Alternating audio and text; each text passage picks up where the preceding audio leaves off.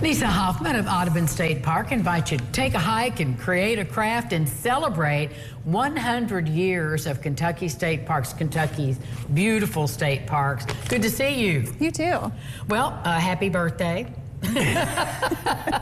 Anniversary, 100th anniversary is a long time. It is a long time. Yeah. And you know, as a Kentuckian, the parks have been a point of pride for all of us. I was at Murray and we're down there by the lakes, and you know, it just is such an attraction. I've been able to visit quite a few of them, and they are all beautiful. They are. They truly are. How will you celebrate this year? How the park celebrate? There's actually been lots of different things going on throughout the state. Audubon actually has a traveling exhibit that's going to come and be displayed at the museum. Actually starting this week, Thursday, and it'll go through December 6th. It should be really interesting because it goes all the way from 1924 to the present day with photos and artifacts and things that you can look at. And that would be something to see, especially if you enjoy the parks as much as and that's free to see. Just plan it during regular museum hours, which it's fascinating to think about that whole system being around for that long. You bet, and improving and growing every year. Yes. So this is the one I joked about, National Take a Hike Day. I know, and we mean it in the best way, the best not possible take a way. hike, but yes. There is a family hike planned, of course. We're not actually doing it on Take a Hike Day, which is Sunday. We're going to do it on Saturday instead. So this Saturday at 1 o'clock, there's going to be a naturalist leading you for a 1-mile family hike. Bring the whole family, all your friends, and even your leashed pets, because we're going to do our hike on Eagle Glen Pet Trail. So that's the one place in the park that you can get in the woods and not be on preserved property. So it's a nice little change. We're going to meet in the museum front lawn for that. Just make sure you've got good shoes on because it is hilly and there's it is stairs. hilly. Okay. Yeah. And how long is that hike typically?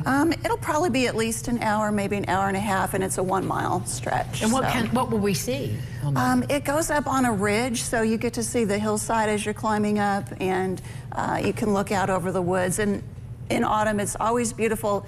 You know, a lot of the leaves are down, but you still get a view through the woods that you don't always see when everything is leafed out. So it's a different view.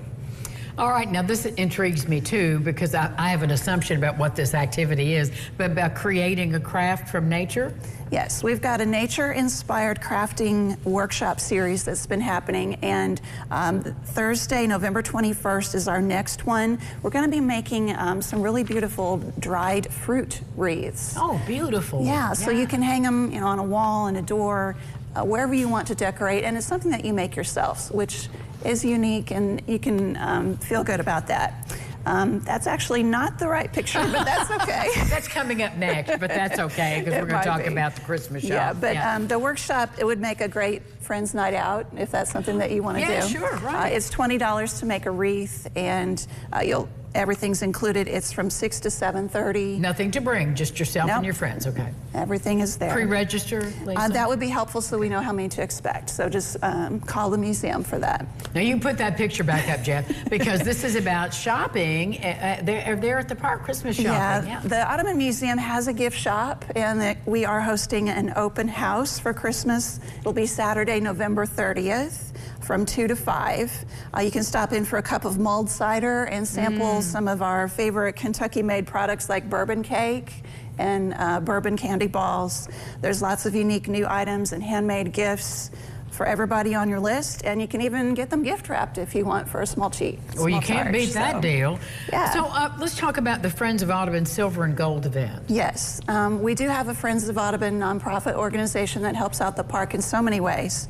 And they have an annual silver and gold event for their current members, and also anybody that would be interested in joining, becoming a member, or even learning about the projects that they do. We're going to have some presentations where you can get all kinds of information about what's up and coming and things that they've accomplished in the past. Is that this Thursday? It is. Okay, 6 p.m. there at the 6 o'clock, okay. Yes. Now, tell me about, the new winter hours for both the golf course we are and approaching museum. our winter hours. The park is not quite as busy in the winter as it normally is.